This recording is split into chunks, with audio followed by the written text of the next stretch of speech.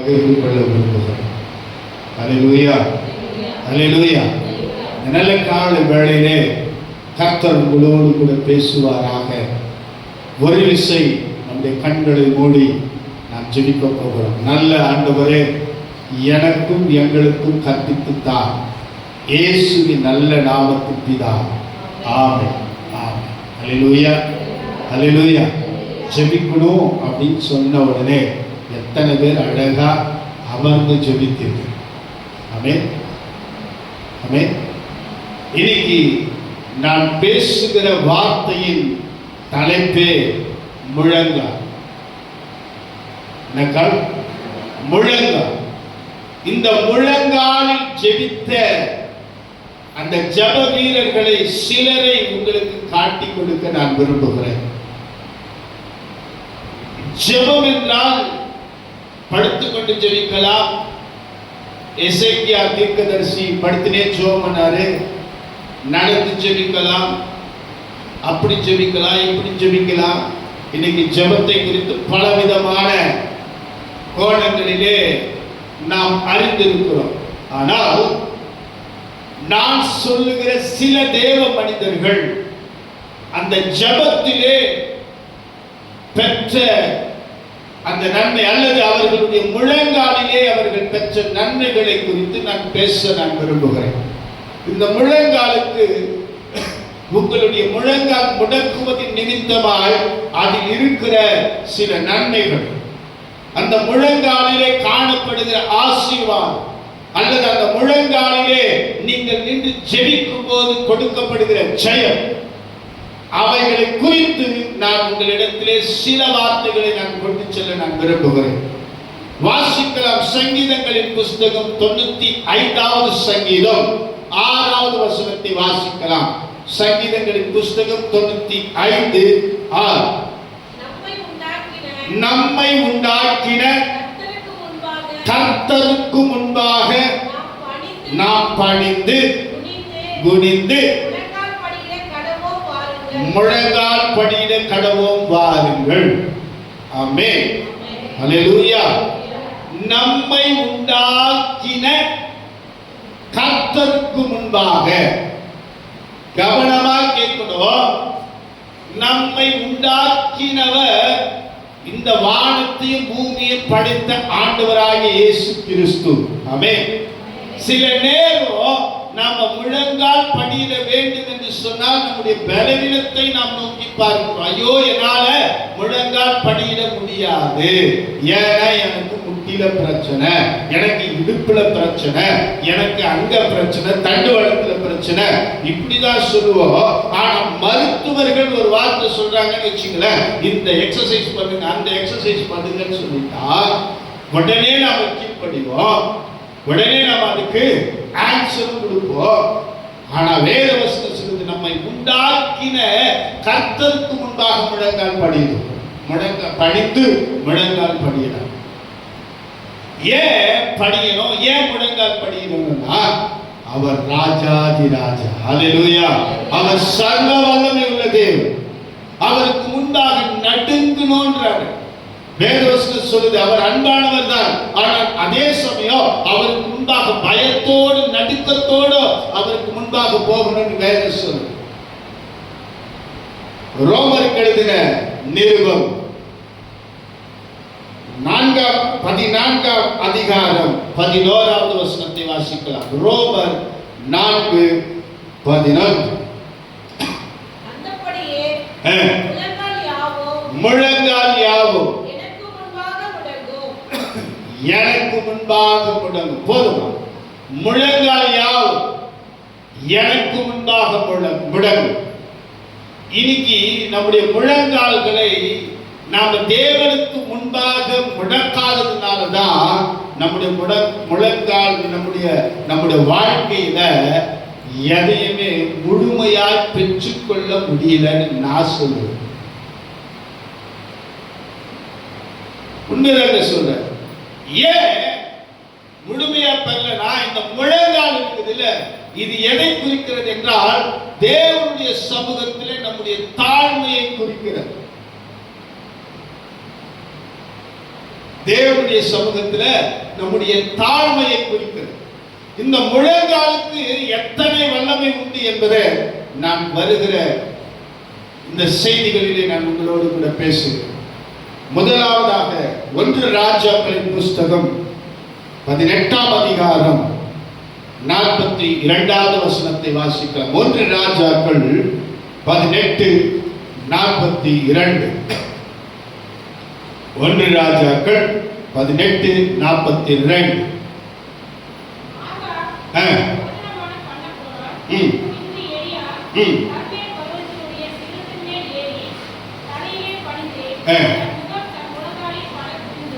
போதும், எல்லாருக்கும் தெரியும். என்னன்னா, எலியா என்ற அந்த தீர்க்கதரிசி ஜெபம் பண்ணுகிறார். அந்த தேசத்திலே 3.5 வருஷம் மழை இல்லை. தேவனுடைய திட்டத்தின்படி மீண்டும் ஜெபிக்க அந்த தேசத்தின் ராஜா எங்க போயிட்டார்னா சாப்பிட போயிட்டார். இன்னைக்கு ஜெப நேரம்னாவே நிறைய பேருக்கு தூக்கம் வந்துடும். ஜெபம் பண்ணனாவே வீட்டுல கூட பாத்துக்கிறீங்களா, ஜெபம் அப்படின்னு உட்காரும் போது கொட்டாவி அவ்வளவு பெருசா நீர் யானையை விட பெருசா தூக்குவோம். ஜெபனாவே அன்னைக்கு வீட்டுல சண்டை வந்துடும். நம்ம சொல்லுவோம் சில நேரம், பிரதர் இன்னைக்கு ஜெபிக்கணும்னு நான் உட்காந்து நான் ஜெபம் பண்ண பிரதர், அன்னைக்கு தான் பிரதர் என் வீட்டுல சண்டையே ஆரம்பிச்சு. என்னைக்கு தான் ஜெபிக்கணும்னு உட்காந்த, இன்னைக்கு ஜெபம் நல்லா போச்சு, வீட்டுக்கு போன ஒரே சண்டை. நான் சொல்றேன், ஏன் அங்க சண்டை வருதுன்னா வீட்டுல ஜெபம் இல்லை, அதனால சண்டை. ஜெபிக்கிற வீட்டுல சண்டை வருமானு என்ன கேட்டா வராது.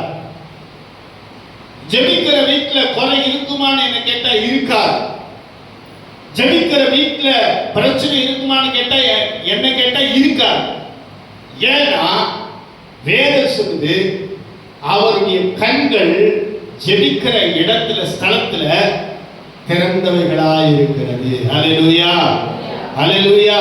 நீ கேட்கிறதுக்கு முன்னாடியே உன் வீட்டுல வேண்டியத, உன் குறைகளை கிறிஸ்து இயேசுவின் மகிமைக்குள்ள கர்த்தர் நிறைவாக்குவா. இங்கே ஆகாப் ராஜா தேசத்துல மழை இல்ல, அவனுக்கு ஜெபிக்கிறதுக்கு நேரம் இல்ல, அவர் திங்கிறதுக்கு போயிட்டார், சாப்பிட போயிட்டாரு. ஆனா எலியா என்ற தீர்க்கதரிசி எங்க போனாரா? எங்க போனாரா? கர்மேல். மலை வேற, பர்வதம் வேற. நல்லா தெரிஞ்சுக்கங்க, மலை குன்று வேற. குன்று என்பது வேறு, மலை மழை அல்ல, மலை என்பது வேறு, பர்வதம் என்பது வேறு. குன்றுனா சின்ன சின்னசா அங்கங்க ஒரு கல் குவியல் இருக்கும், அது பேர் குன்று. மலை நம்ம கண்ணுக்கு முன்னாடி தெரிகிற ஏலகிரி மலை. பர்வதம் எவ்வளவு பெருசா இருக்கும், ஏறக்குறைய அங்க ஆக்சிஜன் கூட கிடைக்காது. உண்மைதான் சொல்ல. பர்வதம் என்றால் அவ்வளவு உயரம். இப்படி சொல்றேன், நம்ம இந்தியாவில் ஒன்று இருக்குது இல்ல, எவரெஸ்டா, இமயமலை, அது ஒரு பர்வதம் தான். ராஜா கீழே போயிட்டார். அவர் பர்வதத்துக்கு வந்தாரா என்ன தெரியாது, ஆனா ராஜா போயிட்டார் திங்கிறதுக்கு அரண்மனைக்கு. உடனே இந்த தேவ மனுஷன் அந்த பர்வதத்தின் மேல் ஏறுகிறான். இந்த கர்மேல் பர்வதம் என்று சொல்லப்படுகிற இடம் தேவனை சந்திக்கிற ஒரு இடம். அல்லேலூயா. தேவனை முகமுகமாய் பார்க்கிற ஒரு இடம்.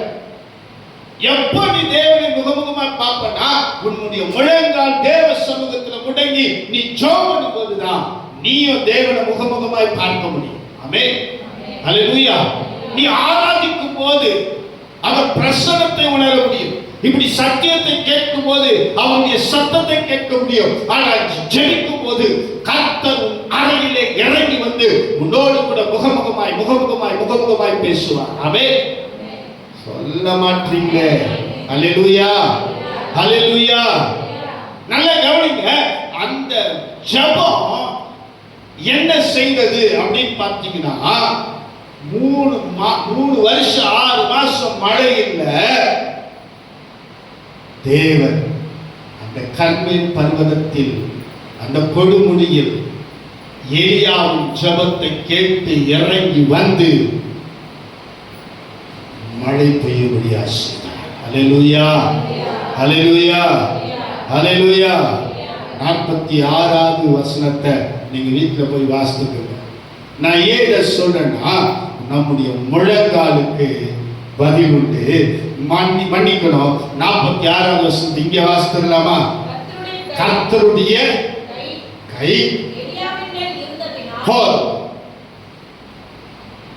கொடுமுடியில கர்மேல ஜெபம் பண்றாரு. கர்த்தருடைய கை எலியாவின் மேல இருந்தது. ஆமென், அல்லேலூயா. நீ ஜெபத்துக்கு வா, ஜெபத்துக்கு வா, ஜெபத்துக்கு வான்னு உன்னை நோண்டுறமே எதுக்கு தெரியுமா? கர்த்தருடைய கை உன் மேல அமர வேண்டும். அல்லேலூயா, அல்லேலூயா. கர்த்தருடைய கை உன் மேல இருந்துச்சுன்னா நீ நடக்கும்போது ஒரு அதிசயம், நீ நிற்கும்போது ஒரு அதிசயம், நீ பார்க்கும்போது ஒரு அதிசயம், நீ பேசும்போது ஒரு அதிசயம். ஏன் இன்னைக்கு நடக்கல? ஏன் இன்னைக்கு அற்புதம் நடக்கல? ஏன் இன்னைக்கு அதிசயம் நடக்கல? எல்லா கூட்டங்களும் இந்த உலகத்துல நடக்கும். சுவிசேஷ கூட்டம் நடக்கும், உயிர் வீழ்ச்சி கூட்டம் நடக்கும், குடும்ப ஆசீர்வாத கூட்டம் நம்ம சபையில நடத்தணும்ல, இப்படிலாம் நடக்கும். ஆனா ஜெப கூட்டம் மாத்திரம் நடத்தினா ஜனங்க சொல்ற வார்த்தை என்ன தெரியுமா? காலையில இருந்தா பிரதர் ஜெபம் பண்ணி எவ்வளோ நேரம் பிரதர் ஜெபம் பண்றது? எத்தனை நேரம்? எவ்வளோ நேரம் பிரதர் ஜெபம் பண்றது? ஜெப முகாம் ஒன்று வச்சு பாருங்களேன், ஜனம் வர்றதுக்கு யோசிப்பாங்க. ஏன்னா நாங்க தான் அங்க சொல்லிடுறோமே. எங்க சொல்லிடுறோம்? ஜெப விண்ணப்ப படிவத்தில் எழுதிடுறோமே. அதுக்காக அவங்க ஜெபம் பண்றாங்க, அதுக்காக இவங்க ஜெபம் பண்றாங்களே. நாங்க தான் டெலிபோன் நம்பர் கொடுத்துருக்கிறாங்களே. எதுக்கு? உங்களுடைய ஜெப குறிப்புகளை எங்களுக்கு அனுப்புங்கள், குறு செய்தியாகவோ அல்லது தொலைபேசி மூலமாக சொல்லுங்கள். அவங்க ஜெபம் பண்றாங்க. பிரதர் நான் கேட்கிறேன், ஓ முழங்கால் எப்பொழுது உன்னுடைய முழங்கால் எப்பொழுது முடங்கி உனக்கு வேண்டியதை பெற்றுக்கொள்ளும்? அல்லேலூயா, அல்லேலூயா, அல்லேலூயா. நீயும் நானும் நாயா அல்லது தேவனுடைய பிள்ளைகளா? கேட்டா உங்களுக்கு மூஞ்செல்லாம் மாறி. நாயா நாம தேவனுடைய பிள்ளைகளா? மேசையிலிருந்து விழுகிற அப்போ யாருக்கு? நாய்க்குட்டிகளுக்கு. மேசையின் மேல் இருப்பது உனக்கு எனக்கு. அப்ப அந்த கர்மேல் பர்வதத்துக்கு நீ மேல வந்துட்டேன்னா நீ மேசையில் இருக்கிற சாப்பாட்டை சாப்பிடுற. அல்லேலூயா. இல்ல பிரதர், அவர் எனக்காக அவர் ஜெபம் பண்ணிக்குவார், எனக்காக இவர் ஜெபம் பண்ணிக்குவார், எனக்காக இந்த சிஸ்டர், இந்த பிரதர். அப்ப நீ யார் தெரியுமா? நான் சொல்லல, வேதம் சொல்லுங்க. நாய்க்குட்டி. நாய்க்குட்டி. நீ நாய்க்குட்டியா அல்லது தேவ பிள்ளையா? நீ தேவ பிள்ளையா இருந்தா உன் வீட்டுல போனாலும் முழங்கால், சபைக்கு வந்தாலும் முழங்கால், எங்க போனாலும் உன் முழங்கால் தேவனுக்கு நேராக முடங்கி தேவ சமூகத்துல நிற்கும். ஆமென், அல்லேலூயா, அல்லேலூயா. அடுத்ததாக இன்னொரு மனிதனை நான் உங்களுக்கு காண்பிக்க நான் விரும்புகிறேன். அவருடைய பெயர் சாலமோன். 2 நாளாகமத்தின் புஸ்தகம் 6ஆம் அதிகாரம் 13வது வசனத்தை நீங்க வாசித்து பார்த்தீங்கன்னா தெரியும். சபையார் எல்லாருக்கும் முன்பாக சாலமோன் நின்று முழங்கால் படியிட்டு தேவனை நோக்கி ஜெபம் பண்ணுகிறார். அந்த ஜெபம் என்ன செய்யுதுன்னா 2 நாளாகமம் 7ஆம் அதிகாரம் 11, 12 வசனம் சொல்லுது, ஆலயத்தை தேவனுடைய மகிமை நிரப்பிச்சு. அல்லேலூயா, அல்லேலூயா. தேவனுக்கு முன்பாக, மன்னிக்கணும், சபையாருக்கு முன்பாக, இஸ்ரவேலின் ஜனங்களுக்கு முன்பாக, இஸ்ரவேலின் சபையாருக்கு முன்பாக சாலமோன் ஜெபம் பண்ணுகிறார். சாலமோன் ஆசாரியன் அல்ல, சாலமோன் லேவியன் அல்ல, சாலமோன் ஒரு ராஜா. அந்த ராஜா ஜனங்களுக்கு முன்பாக ஜெபம் பண்றாரு. அந்த ஜெபம் 7ஆம் அதிகாரத்துல 11-12 வசனம் சொல்லுது, ஆலயத்தை தேவனுடைய மகிமை நிரப்பினது. ஹல்லேலூயா, ஹல்லேலூயா, ஹல்லேலூயா. நீ ஜெபம்னா கர்த்தருடைய கரம் உன் மேல வந்து இறங்குது. அடுத்தது நீ ஜெபம்னா இந்த சரீரமான ஆலயம் கர்த்தருடைய மகிமையினால் நிரம்புது. ஆமென், ஹல்லேலூயா. நீ ஜெபம் பண்ணின சபைக்கு வந்து ஜெபம் பண்ணுங்க. நீ ஏன் சொல்றனா, சபைக்கு வந்து நீ ஜெபிக்கும் போது இந்த சபையும் கர்த்தருடைய இந்த மகிமையினால் நிரம்பும். நீ ஏன் ஆலயத்துக்கு வான்னு சொல்லி கேட்கிறனா, நீங்க வந்தா இந்த ஆலயம் கர்த்தருடைய மகிமையினால் நிரம்பும். ஆமென், ஹல்லேலூயா, ஹல்லேலூயா. நான் திரும்பி சொல்றதுனால நிறைய பேர் என்ன நினைக்கிறாங்க தெரியுமா, அவரு சஞ்சய் தான் தூக்கி பிடிச்சி பேசுறாரு. சில நேரம் அவர் சொல்லுகிற சாட்சியை நீங்க கேட்டிருப்பீங்க. நான் அபிஷேகம் என் வீட்டில் பெற்றுக்கொண்டேன், ஆனால் தேவனிடத்தில் நான் பேசும்போதெல்லாம் எங்க வந்துருவேன், சர்ச்சைக்கு வந்துருவேன். அவருடைய சமூகத்தை நான் ருசிப்பேன். அல்லேலூயா. நான் ஜெபம் பண்ணனா நான் சபைக்கு வந்துருவேன், தேவனோடு பேசுவேன். நீங்க தேவனோடு உறவாட ஆரம்பிக்கணும்.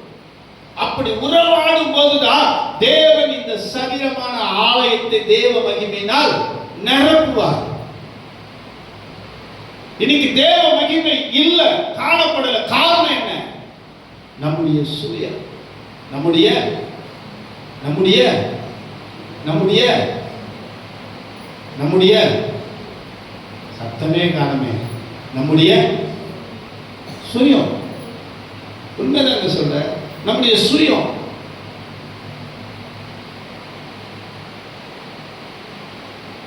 எவ்வளோ புயல் அடித்தாலும் கல்யாணத்துக்கு போயிடும், எவ்வளோ மழை பெஞ்சாலும் கல்யாணத்துக்கு போயிடும். கொரோனா காலத்தில் கூட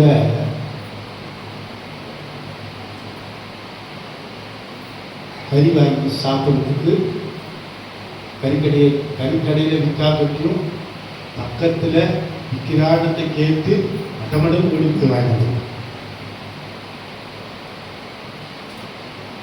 ஆனால் ஜெபம் அப்படின்ட்டா இது போம்பாருங்க, அதுக்கு ஒரு கவுண்ட்ரு. சுலேதாவே பார்த்து கேட்கணும், ஏன் சுலேதா நேற்று வரல, அருமையாக ஒரு கவுண்ட் கொடுக்கணும். எங்கள் அப்பா வந்திருந்தாரா, அதனால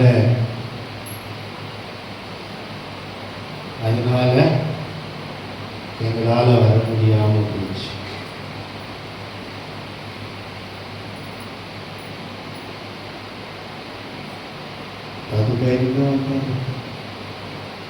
அப்படி கேட்டு பாருங்க.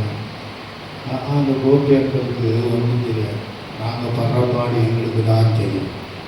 அந்த பாடுகளை உடைக்கதான் நீ எங்கே வரணும், கர்த்தருடைய சபைக்கு வரணும், கர்த்தருடைய ஆலயத்தில் ஒன்று பிடிச்சோம்.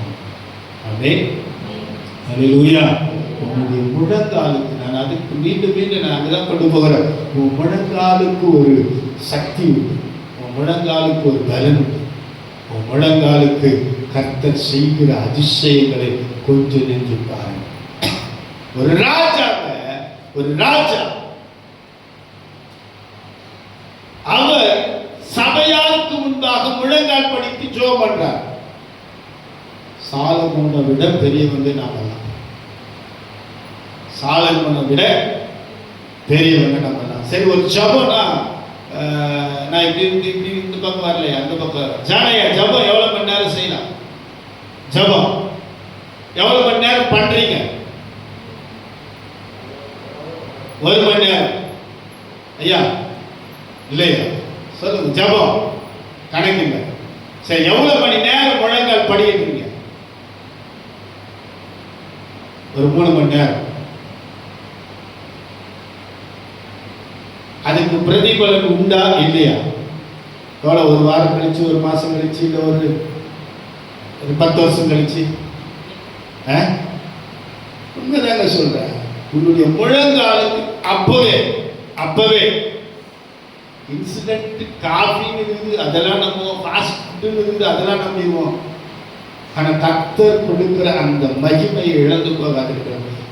ஒரு 10 நிமிஷம்னாலும் உங்களுடைய முழங்கால் தேவ சமூகத்தில் முடங்க கடவுது. ஆமென், ஆமென். முடக்கும் போது அதற்கு தேவன் தன்னே இறங்கி அந்த 2 நாளாகும் 6ஆம் அதிகாரத்தில் அவர் முழங்கால் படிட்டு கேட்கிறாரு. 7ஆம் அதிகாரத்தில் ஆலயத்தை தேவனுடைய மகிமை நிரப்பிச்சு நடந்துருச்சு. அப்போ வாழ்க்கையில கர்த்தர் சொல்லுகிறது நிறைவேறா அல்லது நீ நிரம்பி வழிகிற பாத்திரமா மாறுடா, உன்னுடைய முழங்கால்கள் தேவனுக்கு நேராக முடங்க வேண்டும். ஆமென், அல்லேலூயா. அடுத்ததாக நீ அந்நிய ஜனங்களுக்காக உன்னுடைய முழங்கால்களை முடக்குகிறவனாக மாறும். இதுவரைக்கும் நாம் நமக்காக பேசுவோம். இப்போ அந்நியர்களுக்காக, அந்நியர்களுடைய பாவங்களுக்காக, குற்றங்களுக்காக தேவனை மறந்து அவர்கள் தேவ சமூகத்தை விட்டு பின்மாறி போனவர்களுக்காக ஒருவர் ஜெபம் பண்றாரு.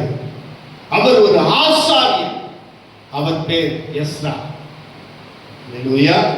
அவர் பெயர் எஸ்ரா. வாசிக்கலாமா? எஸ்ராவின் புஸ்தகம் 9ஆம் அதிகாரம் 5வது வசனம். எஸ்ராவின் புஸ்தகம் 9ஆம் அதிகாரம் 5வது வசனம். கொஞ்சம் வேகமா வாசிங்கள.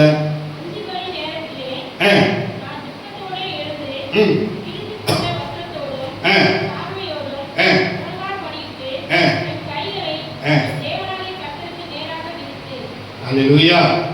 இந்த எஸ்ரா நீங்க அந்த அதிகாரம் முழுவதும் நீங்க வாசித்தாதான் இந்த வார்த்தை இந்த 5வது வசனத்தை குறித்ததான அந்த வார்த்தை உங்களுக்கு தெல்ல தெளிவாக புலப்படும்.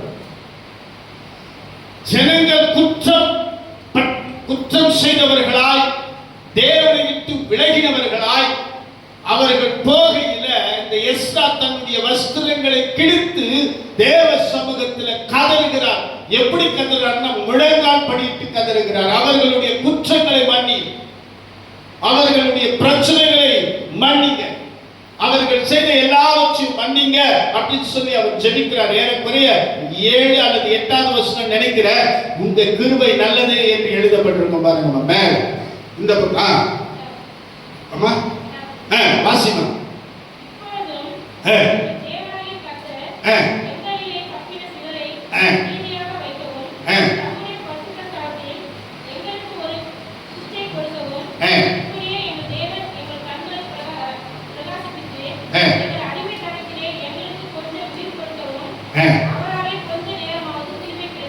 அல்லேலூயா.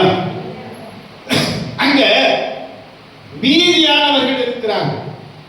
நான் ஒரு வேளை நான் இப்ப பேசும்போது நான் யோசிக்கிறேன், நீங்க அந்த மிகுதியானவர்கள் என்று நான் விசுவாசிக்கிறேன். அல்லேலூயா.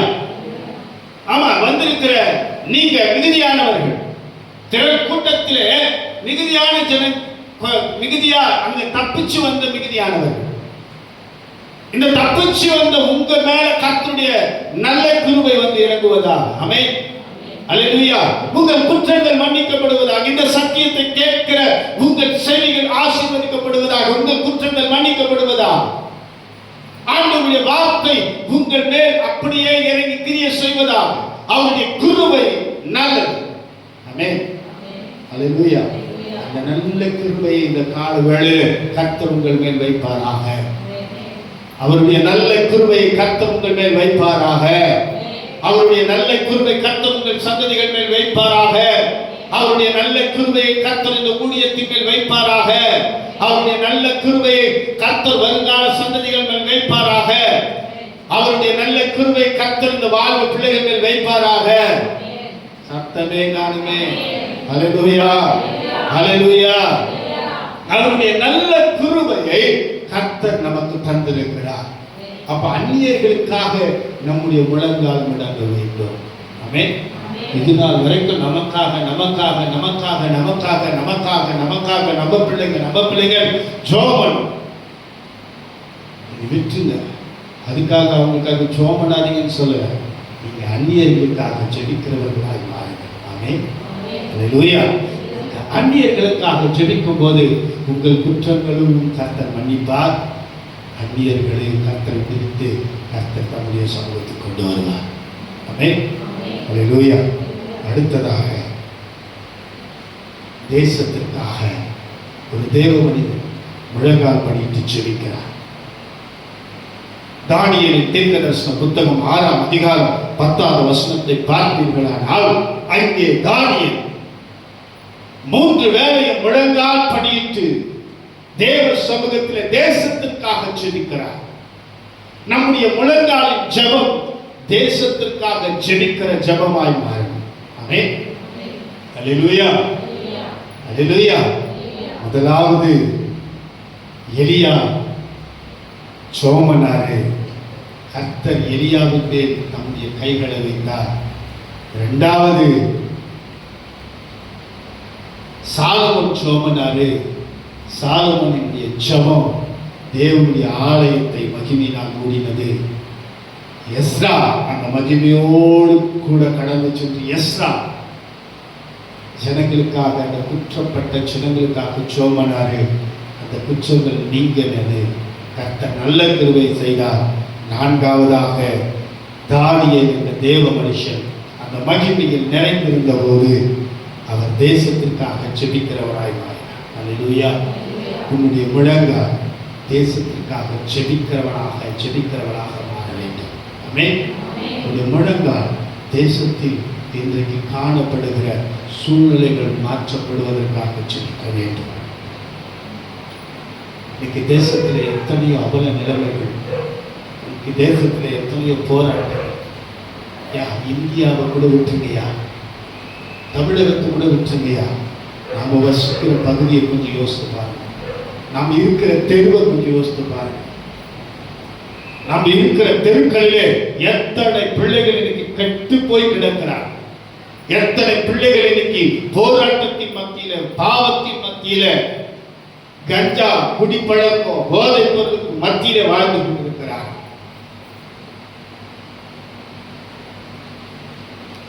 எங்க ஊர்ல கிடைக்கிறீங்க?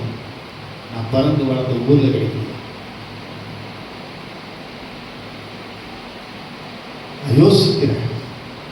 யோசிக்கிறேன். அங்கே ஒரு தானியல் இல்லையா? ஆசமட்டில் ஒரு தானியல் இல்லையா? இந்த ஜெயமாத நகர்ல ஒரு தானியல் இல்லையா? சின்ன கம்மிப்பட்டில் ஒரு தானியல் இல்லையா? நாற்றமலையில ஒரு தானியல் இல்லையா? யோசிச்சு பாருங்க. கர்த்தர் நம்ம கிட்ட கணக்கு கேட்பாருங்க. கர்த்தர் நம்ம கிட்ட கணக்கு கேட்பார்.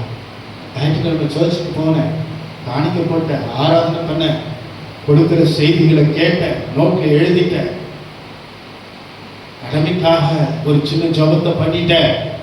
ஓகே ஆண்டவரே, ஆண்டவர் அனுமதிக்க மாட்டார். தானியேலை கொண்டு ஆண்டவர் சிங்கத்தின் வாயை கட்டக்கூடுமானால் உங்களை கொண்டு பிசாசுடைய ஆதிக்கத்தை தேவனால் அழிக்க முடியும். ஆமென். அல்லேலூயா. உங்களை தானியேலாக மாற்ற கர்த்தருக்கு விருப்பங்க. உங்களுடைய முழங்கால் தேசத்திற்காக ஜெபிக்கும் போதுதான் நீங்க தானியேலா மாற முடியும். பேருக்கு தானியல் வச்சுக்கிட்டா நாம் தானியல் ஆக முடியாது.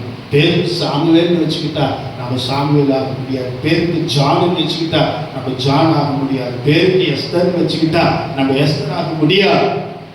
அவன் பெயர் எப்படியோ அப்படியே அவன். ஆமென். அல்லேலூயா. உன் பேர் என்ன? நீ அப்படிதான் இருக்காய்.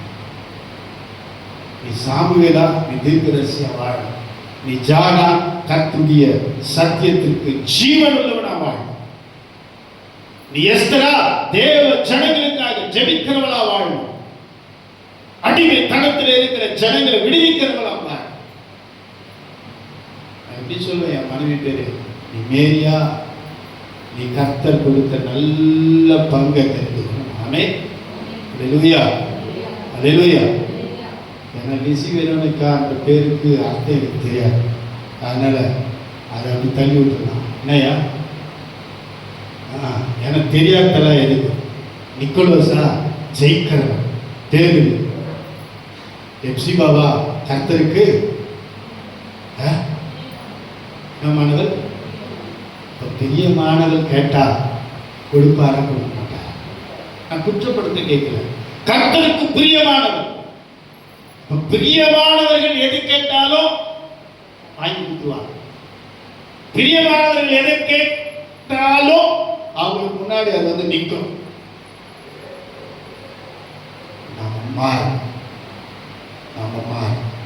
நாம மாறாத இந்தியாவை,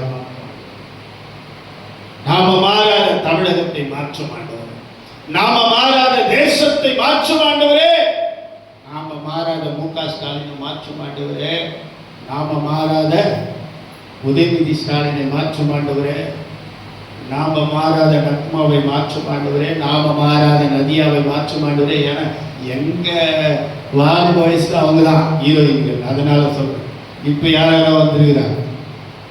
நாம மாறாத அவங்கள மாத்துனா மாற, நம்ம மாறணும், கர்த்தர் அவர்களை மாற்றுவார். அடுத்ததாக மார்க் 11:40 வியாதி உள்ளவர் தேவனிடத்துல வந்து முழங்கால் படிட்டு கதறி கேட்கிறார். என்னன்னு சொல்லி, நமக்கு சித்தமானால் நீ சுத்தமாக, நமக்கு சுத்தமானால் சுத்தமாக. இன்னைக்கு வியாதி வந்துட்டா உடனே நம்ம போறதெல்லாம் எங்க? நான் அது கொரோனாலாம் சொல்லலை, நான் கொரோனாலாம் பேசலை. அப்ப இவருக்கு வந்தா இவரு போவாது இருக்காரா? இவருக்கு வந்தா மொத்தம் ஜோம் பண்ணுறாரா? 100% எனக்கு வந்தா உண்மையா நான் ஜோம் பண்ணுறேன். உண்மைதான் சொல்றேன், 100% நான் வந்தா நான் ஜோம் பண்ணுறேன். மற்றவங்க உள்ள நிற்கும்போதே அப்படியே பார்க்கலாம். எனக்கு தெரியும் அவன் ஏன் பார்த்தாங்க, எனக்கு தெரியும். ஆனால் போன மாதம் ஒரு மாதிரி இருந்தாலும் இந்த மாதம் இன்னும் சட்டையெல்லாம் லூஸ் ஆகிடுது. அவன் ஏன் பார்த்தேன், எதுக்கு பார்த்தேன்? எனக்கு அதாவது ஒரு காலத்தில் சொல்லுவாங்க, தத்தவங்க பிள்ளைகிட்ட வைத்த பார்த்தே கற்றுக்குவாங்க, பிள்ளை நல்லா சாப்பிடுவாங்க. ஆனால் அவன் எங்கள் அப்பா எப்படி இருந்தாரு, இப்படியான இப்படி ஆயிட்டாரு.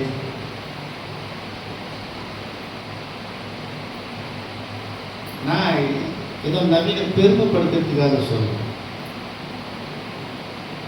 என்னுடைய வியாதிகள் என்னை தாக்கினாலும் அல்லது என்னுடைய வியாதிகள் என்னை கொடுமையான பாதையில் நடத்தினாலும் நான் ஒன்றை விசுவாசிக்கிற, கர்த்தருடைய அனுமதி இல்லாம என் வாழ்க்கையில் எதுவும் நடக்காது. அல்லேலூயா, அல்லேலூயா. உண்மைதான் சொல்றேன். போறேன்னு இது வரைக்கும் போயிட்டே இருக்கு. ஆஸ்பத்திரிக்கு போய் என் சரீரம் கர்த்தருடைய ஆலயம் என்பதை நான் விசுவாசிக்கிறேன். அல்லேலூயா, அல்லேலூயா. நான் இந்த செய்தி முடிச்சுட்டு வீட்டுக்கு போய் நான் படுற பாடி எனக்கு தான் தெரியும். ஆனா எனக்கு அந்த பிரச்சனை முக்கியம் அல்ல. நான் தேவ சமூகத்தில் முழங்கால் படியிடும் போது கர்த்தர் என்னை பலப்படுத்துகிறார். அல்லேலூயா. இங்க அதுதான் வந்து அவர் கேட்கிறார். முழங்கால் படியிட்டு இருக்குதா இல்லைங்களா? மார்க் 11:40 இருக்குதா? வசனம் இருக்குதா? மார்க் 11:40 இல்லையா? 11:40 தெரியல. அவர் வந்து விழுந்து ரைட். லூக்கா 22:11, லூக்கா 22:11. அந்த வீட்டு எஜமானை நோக்கி, நான் என் சீஷரோடு கூட பஸ்காவை புசிப்பதற்கு தகுதியான இடம் எங்கே என்று 22:41. 22:41. லூக்கா 22:41. அவர்களை விட்டு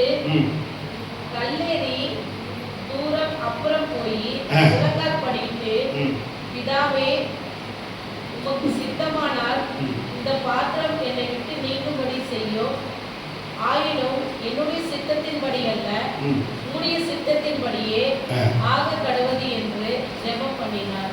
யாருங்க? தம்பி சஞ்சயா, தம்பி ஜான், இல்லை இவரு தம்பி நிக்கோலஸா, இல்லை நவீனா, இல்லை ஆண்டோனியா, யாருங்க அவரு? யாருங்க? யாருங்க முழங்கால் படித்து ஜோம் பண்ணுது? இப்ப படிச்சு அந்த வசனத்திற்கு சொந்தக்காரர் யாருங்க? யாருங்க? யாருங்க?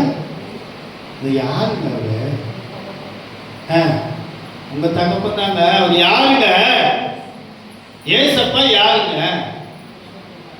அதே பரிசுத்தவர் யாருங்க? மனுஷகுமார் தான். யாருங்க அவரு? யாரு? இயேசு கிறிஸ்து யாரு? இயேசு கிறிஸ்து யாருன்னு நீங்க தெரிஞ்சு வச்சிருக்கிறீங்க. ஆண்டவராகிய இயேசு கிறிஸ்து கேட்கிறாரு, என்னை குறித்து ஜனங்கள் என்னவென்று சொல்லுகிறார்கள் அப்படின்ற மாதிரி தான் நான் உங்களை கேட்கிறேன். இயேசு யாரு ஐயா? கடவுள். அருமேஸ்வரர் கடவுள். நீ சரியான இடத்துக்கு வருவீங்க. நானும் திரும்பி திரும்பி கேட்கிறேன். ஆமா, இவரு ஒரு மைண்ட்ல வச்சுட்டு கேட்பாரு. அப்படி இல்லை. தேவனுடைய ஒரே பேரான குமாரன். அந்த தேவனுடைய ஒரே பேரான குமாரனே என்னன்னு சொல்லி எப்படி ஜெபம் பண்றாரு? எப்படி ஜெபம் பண்றாரு? அங்க போக கூடாது, அதுக்கு முன்னாடி பார்க்கணும். முழங்கால். எங்க முழங்கால்? நமக்கு தான் முட்டி போடவே வரல. என்ன வரல? முடக்குவாதம். என்ன வாதம்? முடக்குவாதம்.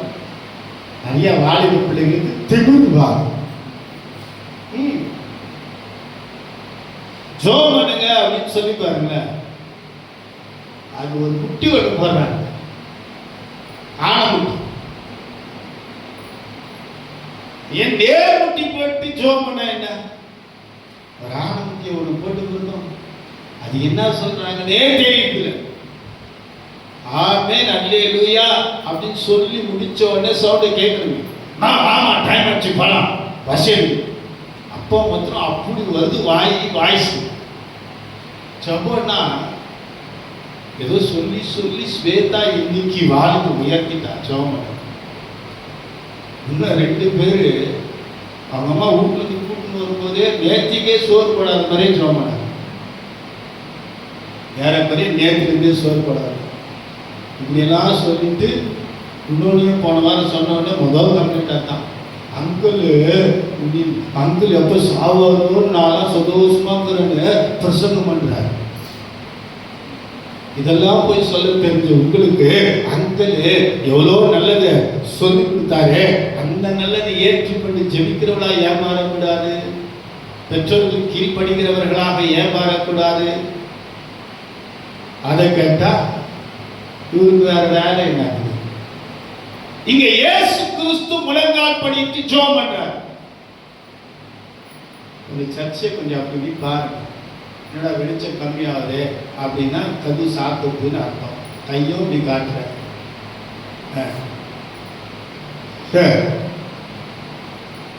இயேசு கிறிஸ்து முழங்கால் படிட்டு ஜெபம் பண்றார். இது நான் பார்ப்பேன்.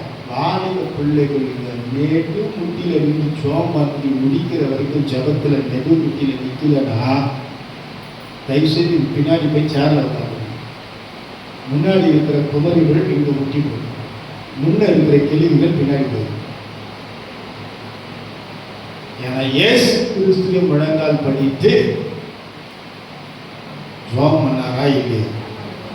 ஜெபம் பண்ணாரா இல்லையா? அது நம்மளுக்கு ஏன் கஷ்டம்? ஜெபிக்கிறதுக்கு நமக்கு ஏன் கஷ்டம்? எவ்வளோ நேரம் திரும்ப சொல்கிறேன், எவ்வளோ நேரம் ஜெபம் பண்ணுவோம் முட்டி போட்டு? இப்போ 6வது நேரம் ஜெபம் பண்ணுவோம். எவ்வளோ நேரம் தாங்கிமா ஜெபம் பண்ணீங்க? ஒரு 1.5 மணி நேரம் ஜெபம் பண்ணீங்களா? திருப்பியும் நான் எஸ்ரா கிட்ட தான் போகிறேன். எஸ்ரா அது மன்னிக்கணும், இவரு நம்ம 4ஆம் சாலமோன் கிட்ட தான் போவோம். அவர் முழங்கால் பிடித்து கைகளை உயர்த்தி ஜெபம் பண்ணார். எஸ்ரா ஒரு ஆசாரி. இந்த ஆனமுட்டி போடுற பர்சனே யாரானா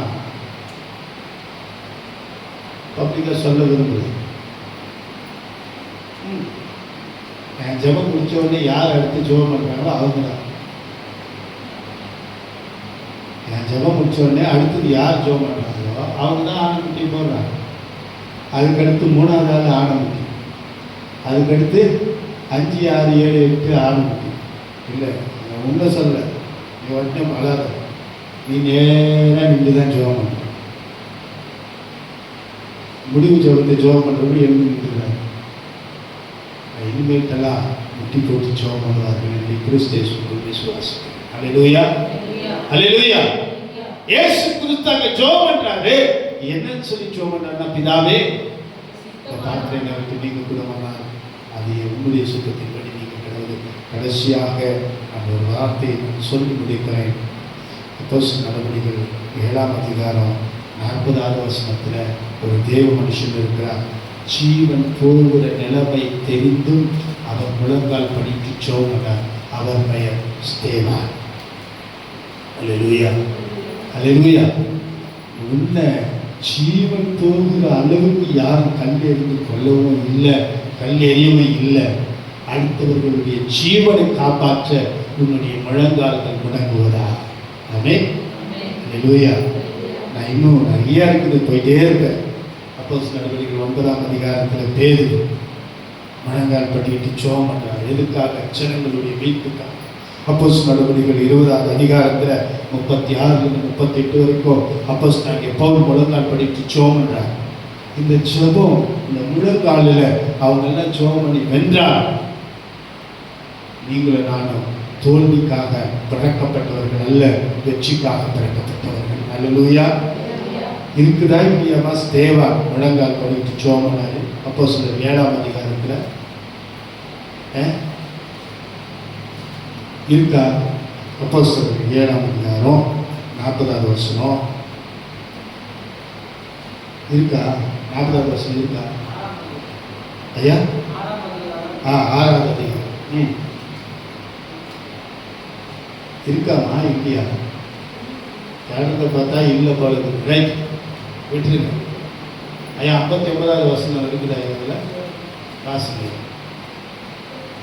அப்போது கர்த்தராகிய இயேசுவே என் ஆவியை ஏற்றுக்கொள்ளும் என்று ஸ்தேவான் தொழுது கொள்கையில் அவனை கல்லெறிந்தார்கள். அது 59வது வசனம் கரெக்டாமா?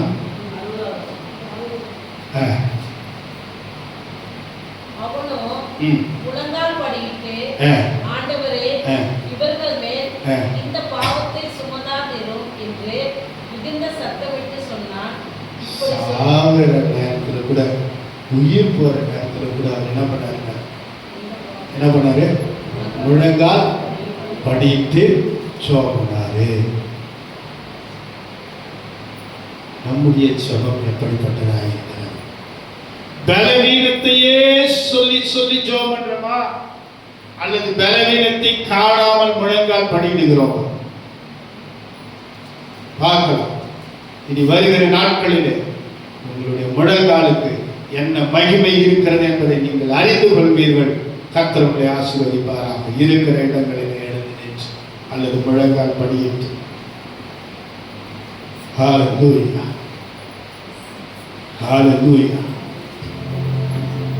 ஜீசஸ், ஹல்லேலூயா. இயேசுவின் நாமத்தில் வார்த்தையின் மேன்மை பிள்ளைகள் ஒவ்வொருவரையும் தொடுவதா? இயேசுவின் நல்ல நாமத்தினால் இவர்களுடைய முழங்காலில் இருக்கிற எல்லா பலவீனங்களும் மாறும். ஜெபிக்க தடையாய் இருக்கிற இந்த பலவீனங்கள் எல்லாம் இயேசுவின் நாமத்தில் மாறுவதாக. முழங்கால் படியிட்டு ஜெபித்த ஒவ்வொரு தேவ மனுஷர்களையும் நாங்கள் கண்டோம். ஆண்டவரே, நீரே முழங்கால் படியிட்டு ஜெபம் பண்ணத நாங்க வேதத்திலிருந்து கண்டிருக்கிறோம். உம்முடைய சாயலாய் படைக்கப்பட்ட நாங்களும் முழங்கால் படியிட்டு ஜெபிக்கிற ஜெப வீரர்களாக ஜெப வீராங்கனைகளாக மாற்றும். தேசத்திற்காக, ஜனங்களுக்காக, வியாதி உள்ளவர்களுக்காக, மரித்து போன விசுவாச பிள்ளைகளுக்காக, ஆவிலே மரித்து போன விசுவாச பிள்ளைகளுக்காக நாங்கள் ஜெபிக்கிறவர்களாக எங்களை மாற்றும். இயேசுவின் நல்ல நாமத்தில் இந்த ஜீவனில் நல்ல பிதாவே, ஆமென். நாம் எல்லாரும் சேர்ந்து சொல்லுவோம். என் ஆத்துமாவே கர்த்தரை ஸ்தோத்திரி, முழுவதுமே கர்த்தர் நாமத்தை ஸ்தோத்திரி. என் ஆத்துமாவே கர்த்தரை ஸ்தோத்திரி, கர்த்தர் சொல்லுவார். நம் கர்த்தராகிய இயேசு கிறிஸ்துவின் கிருபையும் பிதாவாகிய தேவனுடைய அன்பும் பரிசுத்த ஆவியானவருடைய அன்பின் நடத்துதலும் நம்மோடும் சகல பரிசுத்தவான்களோடும் என்றென்றும் நிலைத்திருப்பதாக. ஆமென். அல்லேலூயா, அல்லேலூயா, அல்லேலூயா. வாழ்த்து சொல்லுங்கள். கர்த்தர் உங்களை ஆசீர்வதிப்பாராக.